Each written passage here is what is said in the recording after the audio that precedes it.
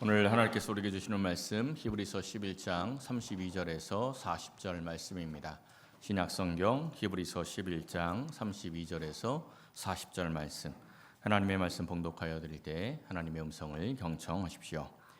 내가 무슨 말을 더하리요? 기드온, 바락, 삼손, 입다, 다윗 및 사무엘과 선지자들의 일을 말하려면 내게 시간이 부족하리로다.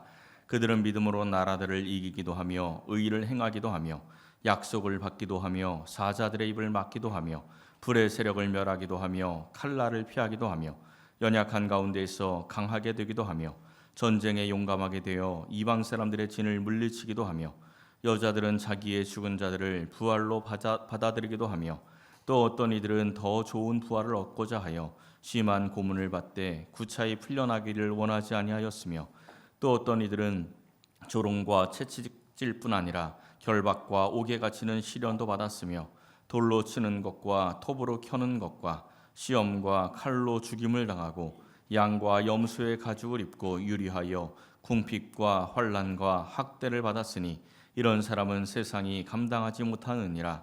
그들이 광야와 산과 동굴과 토굴에 유리하였느니라. 이 사람들은 다 믿음으로 말미암아 증거를 받았으나 약속된 것을 받지 못하였으니 이는 하나님이 우리를 위하여 더 좋은 것을 예비하셨은즉 우리가 아니면 그들로 온전함을 이루지 못하게 하려 하심이라. 아멘. 요즘에는 조금 시들해지긴 했는데 한때 이 마블 영화가 굉장히 인기가 많았죠. 마블 영화의 황금기, 마지막 황금기를 2019년에 개봉했던 어벤져스 엔드게임으로 봅니다. 그때까지 이 마블 영화가 굉장히 인기를 많이 끌다가 그 이후로는 이제 좀 하락세로 접어들었습니다. 2019년 당시에 이 어벤져스 시리즈가 얼마나 인기가 많았는지 저도 어벤져스 엔드게임 극장에서 봤거든요. 극장에 갔더니 그 많은 영화관, 그 상영관이 많이 있는데 딱 두 편의 영화만 상영을 하더라고요. 어벤져스 엔드게임하고 뽀로로 보물섬 대모험 이 두 개 딱 하더라고요. 뽀로로는 이제 애들 데리고 가는 부모가 있으니까 개봉을 해놓고, 그리고 어벤져스가 다 자리를 차지하고 있는 걸 보았습니다.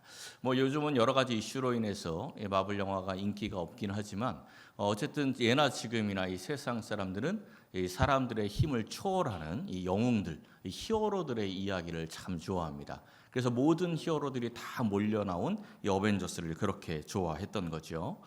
우리가 그동안 히브리서 이 11장에 나오는 믿음의 사람들을 하나하나 좀 살펴보았습니다. 아벨, 에녹, 노아, 그리고 아브라함과 사라, 이삭, 야곱, 요셉, 모세의 부모 모세, 그리고 지난주에 나눈 기생 라합까지 이 몇 주에 걸쳐서 함께 나누었습니다. 이 사람들은 다 우리 신앙인들에게 있어서는 믿음의 영웅들이지요. 다 믿음의 히어로들입니다. 이 히브리서가 이 믿음의 영웅들에 대해서 그 사람의 믿음의 특징이 무엇인지 이렇게 다 한 절 두 절씩 해서 계속 소개를 하고 있었는데, 오늘 이 본문 32절부터는 사사시대 이후의 믿음의 사람들의 명단을 그냥 쭉 나열을 합니다. 그리고 그 뒤로는 이름도 없이 그냥 어떤 믿음의 일들이 있었는지에 대해서 함께 소개를 합니다. 이 사람들이 다 이 믿음으로 이 세상을 이기고 하나님의 나라를 이루어 갔던 어벤져스, 믿음의 어벤져스들입니다. 사랑하는 성도 여러분, 오늘 이 믿음의 영웅들의 삶을 함께 살펴보면서 그들이 세상을 이길 수 있었던 그 신앙의 비결을 배우고 우리도 이 세상을 변화시킬 수 있는 능력 있는 신앙인들이 되시기를 예수님의 이름으로 간절히 축원합니다. 첫째는 연약함을 극복하는 그러한 믿음을 소유했습니다. 오늘 이 본문 시작을 보면 내가 무슨 말을 더하리요 하면서 믿음의 영웅들의 이름을 쭉 소개하죠. 기드온, 바락, 삼손, 입다, 다윗 및 사무엘과 선지자들의 일까지 말하려면 내게 시간이 부족하다. 그러니까 이제 하나하나 다 이야기하고 싶은데 시간이 없대요. 히브리서 기자는 시간이 없지만 우리는 시간이 좀 있지 않습니까? 그러니까 여기서 소개했던 이 사람들을 한 번씩 좀 생각을 해보면 좋을 것 같습니다. 제일 먼저 나온 사람이 기드온이죠. 기드온 하면 뭐가 생각나십니까? 기드온과 300용사 이렇게 떠오르죠. 이 기드온이 이스라엘의 5번째 사서였는데 이 300명의 용사들과 함께 이 엄청난 미디안 군대를 무찔렀던 그러한 용사입니다. 이 바락이라는 사람은 여사사 드보라와 함께 이 가나안의 왕 야빈의 군사 이 시스라를 물리쳤던 믿음의 용사였습니다. 또 이 삼손은 뭐 우리가 너무나 잘 알죠. 엄청난 힘을 소유했던 사람, 블레셋에 큰 타격을 입혔던 그러한 사람이 삼손입니다. 입다는 사생아였어요. 우리나라 홍길동하고 약간 비슷한 스토리를 가지고 있었는데 사생아로 쫓겨났다가 암몬족 속에 의해서 이스라엘이 위협을 당할 때 다시 부름을 받아서 이스라엘의 전쟁을 크게 승리하게 했던 그러한 인물입니다. 이 다윗은 뭐 너무나 두말할 나위가 없죠. 사무엘로부터 기름 부음을 받고 이스라엘의 두 번째 왕이 되었던 훌륭한 믿음의 사람입니다. 이 다윗에게 기름을 부었던 사무엘, 이 사무엘은 어머니 한나의 기도로 인해서 어린 시절부터 성전에서 자라났던 기도의 사람입니다. 특히 엘리 대제사장이 죽은 후에는 이스라엘을 신앙으로 이끌었던 믿음의 사사이고 믿음의 선지자이고 또한 믿음의 제사장이었던 사람입니다. 특히 미스바 금식 대성회를 통해서 나라를 변혁시킨, 나라를 믿음의 나라로 만들었던 그러한 중요한 인물이죠. 이 명단에서 이 다윗을 제외하고는 전부 사사시대의 사람입니다. 이 사사시대에는 하나님을 왕으로 여기지 않고 각자 자기 소견에 옳은 대로 살아가던 그러한 시대입니다. 그때 이제 이스라엘이 타락하면 하나님께서 사사를 세워서 그 사사를 통해서 전쟁을 승리케 하시고 다시 하나님 나라로 회복시키는 이야기가 이 사사기입니다. 이 사사시대 계속 반복되는 이야기죠. 근데 이 사사기를 잘 읽어보면은 하나님께서 세워서 영웅으로 세워서 나라를 구원하는 그 사사들이 다른 사람들보다 특별하게 뛰어난 사람들이 아닙니다. 오히려 부족하고 연약한 사람들을 선택해서 사사로 세우고 승리케 하시면서 믿음이 무엇인지 하나님이 어떻게 일하시는지를 보여주는 책이 이 사사기죠. 근데 이 히브리서에서 믿음의 사람들을 소개를 하는데 사사시대 인물을 딱 그 중에서 몇 명을 골라서 소개를 하고 있습니다.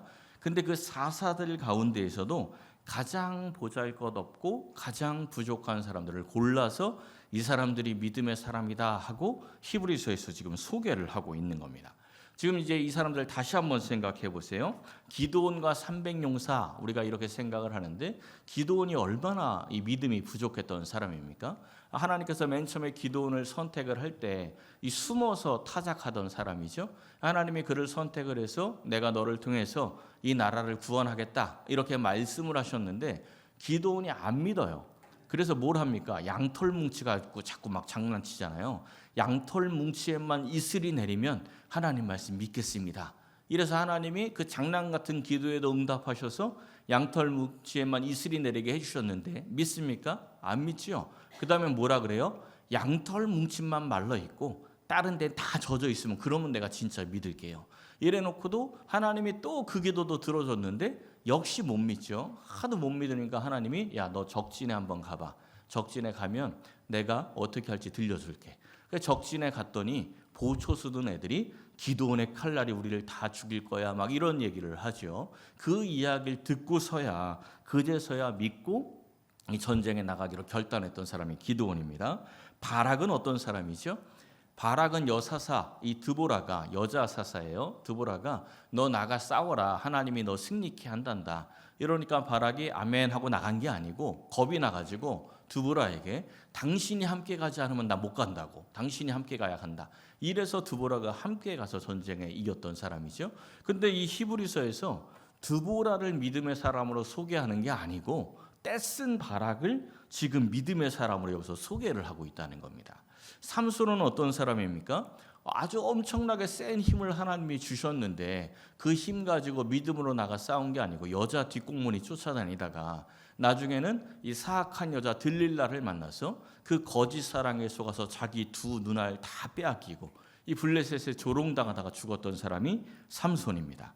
입다는 하나님과 거래했던 사람이죠. 다시 이스라엘로 와서 전쟁을 치르는데 하나님께 기도하면서 하나님의 방법대로 기도하는 게 아니고 그냥 세상에 나가서 우상들 섬기다가 배웠던 기도의 방법대로 나가서 전쟁에 승리하면 맨 먼저 나한테 와서 인사하는 그 사람 하나님께 제물로 드릴게요. 이건 우상이 원하는 방법이거든요. 우상 섬기는 방법으로 그렇게 기도했다가 자기의 그 독생자 딸, 그 외동딸을 제물로 바쳐야 하는 그런 일을 겪은 사람이죠. 사무엘은 뭐 너무 좋은 사람이긴 한데 사무엘도 다 좋았던 것은 아닙니다. 이 사울이 하나님께 버림받았을 때 다시 내가 왕을 세울 거야 하고 이새의 집에 보내죠. 이새의 집에 보내서 사무엘이 하나님의 눈으로 보는 게 아니라 똑같이 사람의 눈으로 보아서 제2의 사울과 같은 사람, 그 사람을 하나님이 세울 왕으로 착각을 하고 그에게 기름 부으려고 합니다. 그러니까 하나님이 뭐라 그러셨어요? 야, 걔 아니야. 외모 보지 마. 중심을 봐. 이렇게 이야기를 하시고 마지막에 다윗을 택해 주시죠. 그리고 노년에 이르러서는 자기 아들들이 비리를 저지르고 말씀대로 제대로 행하지도 못하는데 그거를 분별을 못합니다. 그래서 결국은 이스라엘이 당신들 아들들 때문에 도저히 안 되겠다. 우리에게도 왕을 달라고 요구를 하죠. 왕을 요구하게 되는 결정적인 실수가 사실은 사무엘이 노년에 했던 그러한 실수가 이스라엘의 왕을 요구하게 되는 그러한 출발점이 됩니다. 이 다윗은 밧세바 사건으로 아주 악을 행했던 그러한 사람이죠. 굉장히 다 약했던 사람, 연약한 부분들이 있던 사람들이 지금 여기서 콕 집어서 믿음의 영웅들이라고 소개했던 그러한 사람들입니다. 이 사람들이 다 연약함이 있었지만 믿음으로 그 연약함을 극복을 하고 하나님께 믿음의 영웅으로 쓰임을 받았던 그런 사람들이라는 거죠. 이게 우리에겐 위로가 되는 겁니다. 우리에게도 이 사람들의 연약함이 다 있습니다. 작게나 크게나 이 연약한 부분, 약한 부분들이 있습니다. 그런데 약한 부분만 있는 것은 아닙니다. 이 사람들이 연약한 부분이 있었지만 믿음으로 이겼던 것처럼 우리에게도 능력이 있어요. 그 능력이 어떠한 것인지 고린도서 4장 6절에서 7절은 이렇게 말씀합니다. 하나님께서 예수 그리스도의 얼굴에 있는 하나님의 영광을 아는 빛을 우리 마음에 비추셨다. 그러니까 우리가 예수님을 믿는 것이 능력이라는 거예요. 그래서 7절에서 이 보배를 질그릇에 가졌으니 이는 힘이 큰 능력은 하나님께 있고 우리에게 있지 않다. 우리의 능력으로 하는 게 아니고 우리가 예수님을 믿을 때 그 힘이 큰 능력이 질그릇과 같은 연약한 우리의 몸에 들어온다는 겁니다. 그 예수님을 아는 믿음으로, 하나님을 아는 믿음으로 힘이 큰 능력으로 산다는 거죠. 그 능력이 우리 안에 들어올 때 어떻게 사는지 바로 이어지는 말씀을 한번 보세요. 사방으로 우겨쌈을 당해도 쌓이지 않고 답답한 일을 당해도 낙심하지 않고 박해를 받아도 버림받지 않고 거꾸로 들임을 당해도 망하지 않고 항상 우리의 몸을 통해서 예수의 생명이 우리의 몸에 나타난다. 이렇게 말씀하고 있습니다. 하나님께서 연약하고 약점 많은 사람들을 택하셔서 믿음의 영웅들로 쓰이셔서 하나님의 나라를 만들게 하셨습니다. 그들을 통해 역사하셨죠. 우리도 깨지기 쉬운 질그릇과 같은 그러한 존재이지만 능력의 예수님이 우리 안에 있을 때 우리를 통해서도 놀라운 능력의 역사가 나타나게 될 줄로 믿습니다. 사랑하는 성도 여러분, 믿음으로 인간적인 연약함을 극복하고 세상을 변화시키는 능력 있는 신앙이들이 되시기를 예수님의 이름으로 간절히 축원합니다. 두 번째는 참된 가치를 발견하는 믿음을 가졌습니다. 이 33절부터 구약의 많은 선지자들에 대해서 이야기를 하는데 영광되고 승리하는 모습을 이야기하고 또 그것만 이야기하는 게 아니라 고난받고 박해당하는 그러한 모습들도 함께 이야기를 합니다. 33절부터는 먼저 승리하는 이야기들이 쭉 나오고 있습니다. 구약 성경에 있는 이야기들을 지금 아주 짧게 막 요약해서 지금 이 히브리서 기자가 말씀을 하고 있는 거예요. 믿음으로 나라들을 이겼다. 이게 여호수아서부터 보면 나오죠. 여리고가 믿음으로 나가서 여리고성을 점령하는 이야기가 나옵니다. 사무엘서에서는 이 사무엘이 미스바 금식 대성회를 하고 어린 양을 하나님께 번제를 드리고 믿음으로 나가 싸워서 승리하고 에베네셀의 기념비를 세우는 그런 이야기들이 나옵니다. 사자들의 입을 막았다. 불의 세력을 멸했다. 하면 어디가 생각이 납니까? 다니엘서 딱 떠오르죠. 다니엘이 사자들의 입을 막고요. 다니엘의 세 친구들은 불의 세력을 막았습니다. 이들의 믿음은 세상의 권력이 아니라 오직 하나님을 바라보고 믿었다는 특징이 있습니다. 다니엘의 세 친구가 했던 아주 중요한 고백이 있죠. 그리 아니하실지라도 하나님이 우리를 살리든지 그냥 여기서 죽이든지 우리는 하나님만 믿습니다. 이렇게 고백했던 이 세 친구의 고백이 승리하는 믿음의 그러한 비결입니다. 35절에서는 여자들이 자기의 죽은 자들을 부활로 받아들였다 이 말씀을 하는데 엘리야 시대의 사르밧 과부, 이 사르밧 과부가 아들이 죽었다 살았지요. 엘리사 때는 이 수넴 여인의 아들이 죽었다 살았습니다. 이 여인들이 그 아들의 죽었다 살아남을 통해서 부활의 신앙을 얻었다 이런 이야기입니다. 물론 그 아들은 죽었다 살았지만 결국은 나중엔 죽습니다. 참된 부활은 아니지만 부활의 신앙을 그러한 경험을 통해서 부활 신앙을 얻었다는 것입니다. 그리고 이제 이어서부터는 고난에 대한 이야기들을 쭉 나옵니다. 힘들었던 이야기, 박해당한 이야기들이 쭉 나와요. 처음 시작할 때 이 히브리서에서 소개한 사람들이 믿음의 히어로다 이런 이야기를 했는데 세상의 히어로와는 좀 다른 이야기가 나오죠. 세상의 히어로들은 특별한 능력이 있습니다. 강한 힘이 있어요. 그 힘을 통해서 적군들을 이기는데 믿음의 히어로들은 특별한 힘, 이 강력한 힘을 가지고 이기는 게 아니고 도리어 고난을 통해서 지금 영웅이 된다는 겁니다. 심한 고문을 받아도 풀려나길 원하지 않았고 조롱과 채찍을 맞고 돌로 치고 톱으로 켬을 당하고 궁핍과 학대를 당하면서 믿음의 영웅들이 되었다라는 것입니다. 이 사탄이 성도들을 무너뜨리는 방법은 두 가지입니다. 세상의 영광이냐 세상의 박해냐입니다. 때로는 세상의 영광, 세상에서 막 잘되고 돈 벌고 막 이런 것들을 통해서 성도를 미혹해서 넘어뜨리려고 합니다. 또 하나는 이 세상의 박해예요. 아주 어려운 일들을 통해서 성도를 넘어뜨리려고 하죠. 우리가 믿음으로 살려고 하면 할수록 이 두 가지 시험을 통해서 성도가 우리를 넘어뜨리려고 합니다. 특별히 이러한 박해를 견뎌낸 사람을 38절에서 뭐라고 이야기해요? 이런 사람은 세상이 감당하지 못한다 이렇게 말씀을 합니다. 근데 이 말씀이 참 좋은 어감인데 좋은 느낌인데 사실 원어에서 주는 말씀과는 조금 번역이 틀립니다. 원래 원어에서는 세상이 감당하지 못해 이런 이야기가 아니고 조금 다른 느낌이에요. 다른 말이에요. 여러 가지 성경 번역본들이 있지 않습니까? 그 번역 성경들을 쭉 찾아보니까 원어의 느낌하고 가장 비슷하게 번역한 책이 우리말 성경이더라고요. 이 부분은 보십시오. 이렇게 번역이 되어 있습니다. 세상은 그들에게 가치가 없었습니다. 세상이 감당하지 못했다가 아니고 이런 사람은 세상에 가치를 두지 않는다. 이게 사실은 원어에 맞는 그러한 번역입니다. 믿음이 있는 사람들은 세상을 가치 있게 보지 않는다는 거예요. 그래서 이 광야와 산과 동굴로 피해 다니면서 신앙을 이어갔다는 거죠. 세상의 헛된 가치를 누리는 것보다는 신앙의 참된 가치를 지키는 게 훨씬 더 중요한 일이라는 것을 알았기 때문에 이러한 힘든 일을 다 감내했다는 겁니다. 근데 여러분 이런 말씀을 보면 좀 궁금해지지 않습니까? 좀 질문이 생기죠. 이 사람들은 도대체 뭘 발견했기에 그토록 심한 고문을 받고 조롱과 채찍질을 당하고 옥에 갇히고 돌에 맞고 톱으로 켬을 당하고 칼로 죽임을 당하고 궁핍과 환난과 학대를 받으면서도 기쁨으로 신앙을 지켰을까? 이 사람들은 도대체 뭘 발견한 걸까? 이런 질문이 좀 떠오르지요. 초대교회 성도들이 발견하고 믿었던 예수님이 도대체 어떤 분이기에 그 모진 박해를 견뎌내면서도 신앙을 지키고 예수님을 포기하지 않고 도리어 복음을 전파하며 살았을까? 지금 우리가 믿는 예수님은 어떤 분이기에 이 세상에 있는 가치를 얻기 위해서 너무나 쉽게 신앙을 포기하고 예수님을 포기하고 세상을 선택하고 있을까? 우리가 정말 예수님을 발견한 게 맞을까? 내가 정말 예수님을 믿고 있는 게 맞는가? 이거를 좀 점검을 해보아야 합니다. 우리 예수님께서 마태복음 13장에서 이런 말씀을 해주셨습니다. 천국은 마치 밭에 감추인 보화와 같으니 사람이 이를 발견한 후 숨겨두고 기뻐하며 돌아가서 자기의 소유를 다 팔아서 그 밭을 샀다. 이스라엘의 역사에는 전쟁과 약탈이 많다 보니까 자기들의 금은 보화를 밭에다 감추어 두는 경우가 참 많았습니다. 그런데 이 사람이 갑자기 죽으면 이제 그 보화는 누가 어디에 숨겨놨는지 아무도 모르는 거죠. 재산이 얼마나 있는지도 모릅니다.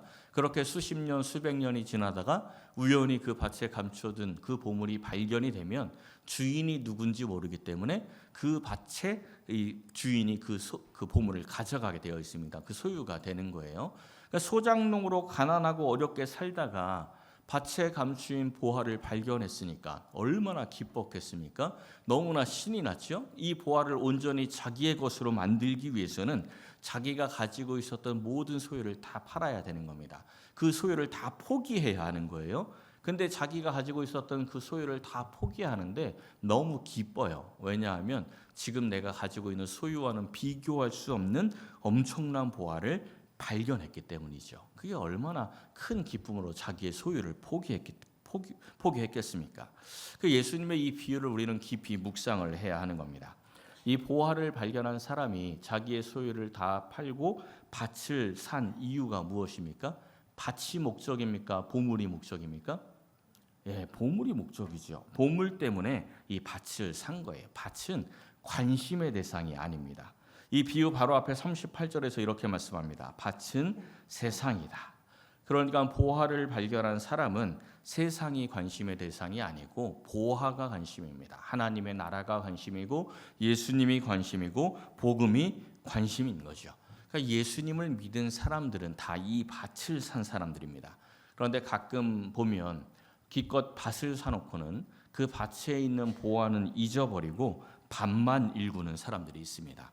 하나님의 뜻에는 관심이 없고 예수님과 가까워지는 것에는 관심이 없고 그냥 그 밭에서 일어나는 소득에만 관심이 있다는 거죠. 세상에 있는 이 세상에서 잘 먹고 잘 사는 것에만 관심이 있는 겁니다. 이제 우리는 밭에 가치를 두고 살아가던 그러한 삶의 모습에서 보화의 가치를 두는 삶으로 변화가 돼야 하는 겁니다. 물론 이 밭에서 나오는 소출 이거 다 하나님이 주시는 축복입니다. 귀한 복이에요. 이 밭을 통해서 소출을 얻어내는 것도 성도들에게는 꼭 믿음의 행위입니다. 그런데 중요한 것은 그게 중심이 아니라는 거예요. 밭에 감추어 있는 보화가 더 중요하다는 거죠. 사탄이 이 틈을 노립니다. 그래서 이 성도들에게 밭에서 얻는 소출만 바라보게 합니다. 그리고 보화를 잊어버리게 합니다. 참된 가치를 잊어버리고 헛된 가치에 매몰되어서 살게 만든다는 겁니다. 사랑하는 성도 여러분, 성숙한 믿음으로 이 세상의 가치가 아니고 하나님 나라의 참된 가치를 발견하고 하나님의 나라의 그 참된 가치를 추구하는 복된 인생이 되시기를 예수님의 이름으로 간절히 축원합니다. 마지막 세 번째는 더 좋은 소망으로 사는 믿음입니다. 이 창세기부터 시작해서 우리 아벨부터 시작했지 않습니까? 벌써 이제 한 10주가 넘어갔기 때문에 앞에 있는 사람들은 다 잊었겠지만 우리가 창세기부터 계속 시작을 했어요.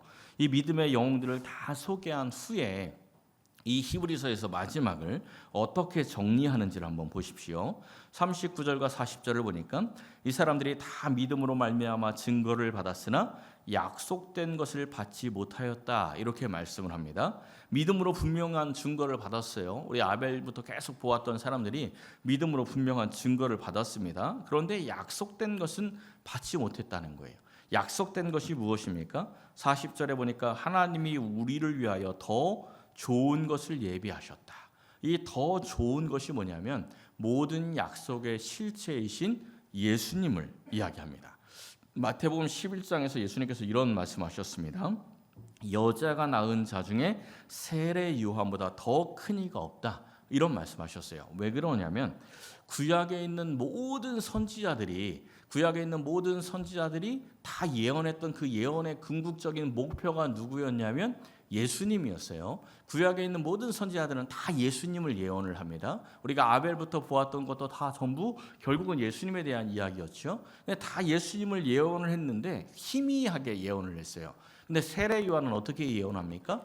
세례 요한은 예수님을 직접 목격을 하고 예수님을 향해서 보라, 세상 죄를 지고 가는 하나님의 어린 양이다 하고 예수님을 예언을 했습니다. 그러니까 이 세례 요한은 구약의 선지자부터 시작해서 모든 선지자들의 정점이 바로 이 세례 요한이 되는 겁니다. 그래서 이 구약에 있는 모든 자들보다 세례 요한이 가장 크다 이렇게 지금 말씀을 해 주는 겁니다.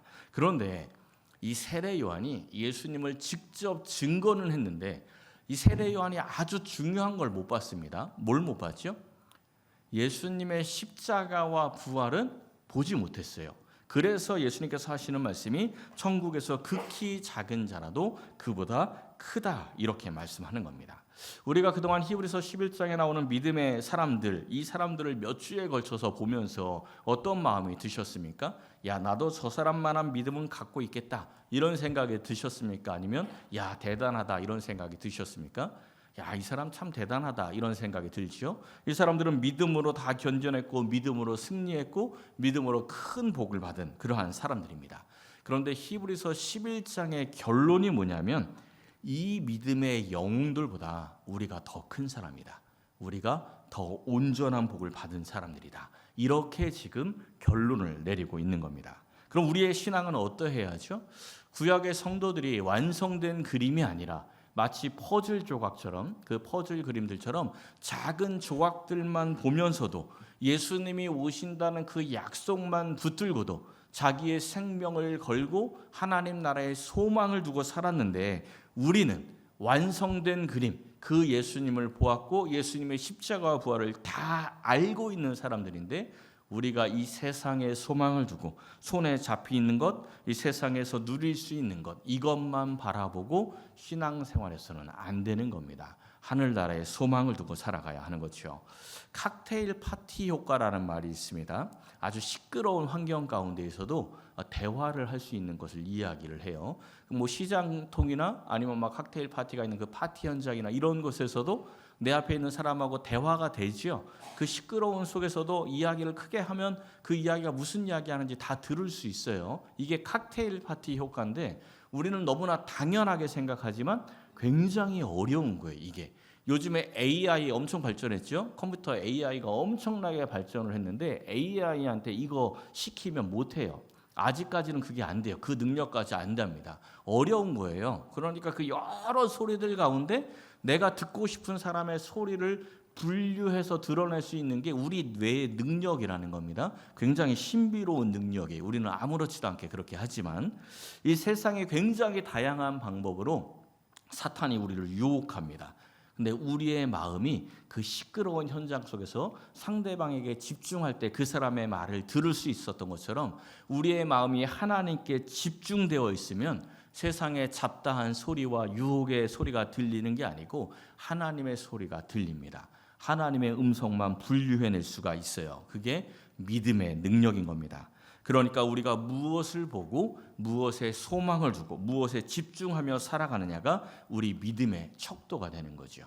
우리가 이 세상에 살아가면서 하나님 나라가 보이지 않고 세상 나라만 보인다면 우리의 마음이 이미 썩어질 것에 마음을 빼앗긴 겁니다. 그 빼앗긴 마음을 다시 찾아와야 하는 겁니다. 믿음으로 찾아와야 하는 거죠. 사랑하는 성도 여러분, 이제는 이 세상의 헛된 가치가 아니라 하나님 나라의 참된 가치를 발견하고 하나님 나라에만 소망을 두어서 우리가 거하고 있는 그 모든 곳을 하나님의 나라로, 천국으로 변화시키는 믿음의 영웅들이 되시기를 예수님의 이름으로 간절히 축원합니다.